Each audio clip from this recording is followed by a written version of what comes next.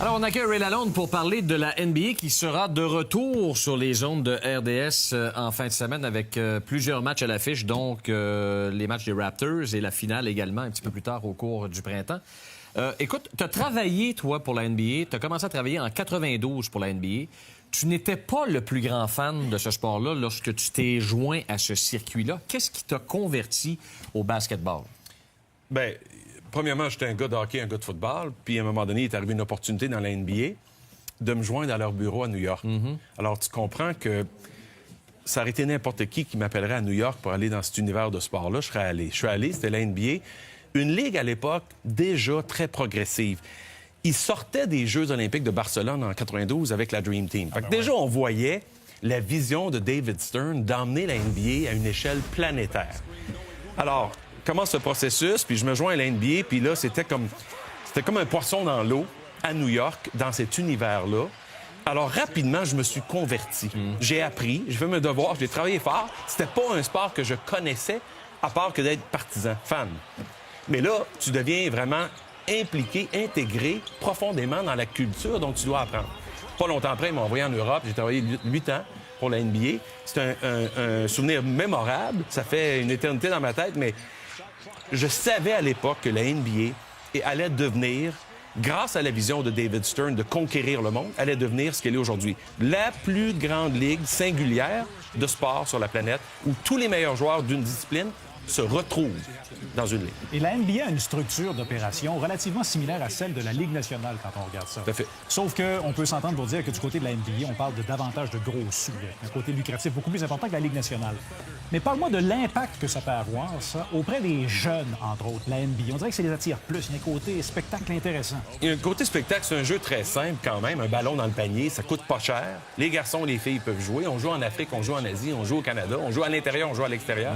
On joue 2 contre 2, on joue 5 contre 5. Mais ça demeure quand même un sport très populaire aux États-Unis. Parmi les sports d'équipe, c'est le sport le plus pratiqué aux États-Unis. Plus que le soccer, plus que le football, bien entendu, baseball et hockey, justement parce que tout le monde peut jouer au basketball. Et tu peux jouer au basketball jusqu'à un âge très avancé. Deuxièmement, un sport de ville, de centre-ville, de milieu urbain, où parfois il y a des jeunes qui sont moins favorisés. Et le basketball permet souvent à ces jeunes-là à se développer un talent et à réussir à trouver une opportunité d'atteindre une université sous une forme de bourse d'études, bourse sportive. Alors, ça ouvre de grandes portes.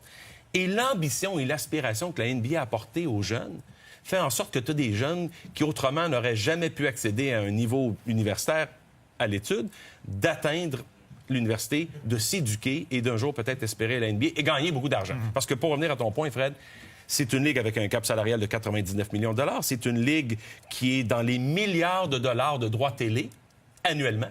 C'est beaucoup, beaucoup d'argent qui revient aux équipes. Ils sont de plus en plus près du modèle de la NFL. Donc, plus riche, mais c'est parallèle au hockey. Les mêmes arénas, la même saison, 82 matchs. Ça se joue dans les mêmes édifices dans certains cas. Et la NBA réussit bien. C'est une nouvelle extraordinaire que RDS va commencer à diffuser. Bon, pourquoi c'est plus difficile au Québec, par exemple, d'attirer les gens à regarder les matchs et à s'intéresser à la NBA, alors qu'il y a eu une percée au Canada en 95, avec les Raptors, évidemment, qui ont une très bonne équipe, les Grizzlies qui sont arrivés, mais qui sont déménagés. Tout à fait. Et ça a été une lente progression. Puis ici, au Québec, on l'a pas encore atteint. Non, on l'a pas encore atteint. Bien, quand on parlait la semaine dernière de la venue possible un jour d'une équipe, on va avoir un bon test.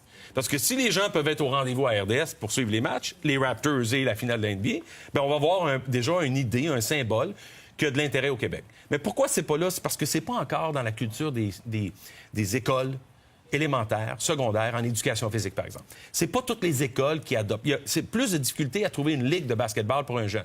J'ai envoyé mes 3 enfants, il y a 2 étés, pour un camp de basketball dans la région de Montréal. J'ai dû aller à Laval à tous les jours pour trouver le bon endroit. Pas évident. Et c'est parce que, pour moi, il y a une culture, c'est un sport facile, puis encore une fois, relativement simple à jouer. Je voulais les introduire au basketball. Il a fallu que je cherche pas mal. Alors, on a du travail à faire au niveau du développement local pour attirer les jeunes, leur donner l'occasion de jouer. Mais quel beau sport! Dans la région de Toronto, c'est devenu une pépinière de talents de jeunes qui percent dans la NCAA aux États-Unis avec des bourses d'études.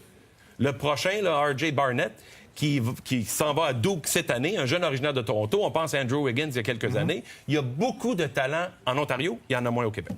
Écoute, rapidement, je veux t'entendre, je change de sujet, sur le fait que NBC a annoncé que certains des matchs des séries éliminatoires de la Ligue nationale allaient être présentés sur Golf Channel. Ouais. Est-ce que c'est une façon pour NBC de dire, regardez, à la Ligue nationale, vous n'aviez pas envoyé vos joueurs aux Jeux olympiques, voici notre douce revanche? Bien, ils savent que les joueurs d'hockey aiment le golf. Fait qu'ils envoient sur Golf Channel. Non, honnêtement, effectivement, Fred, il y a une petite fléchette en direction de la Ligue nationale. NBC voulait les joueurs aux Jeux olympiques. La NHL a décidé sans considération.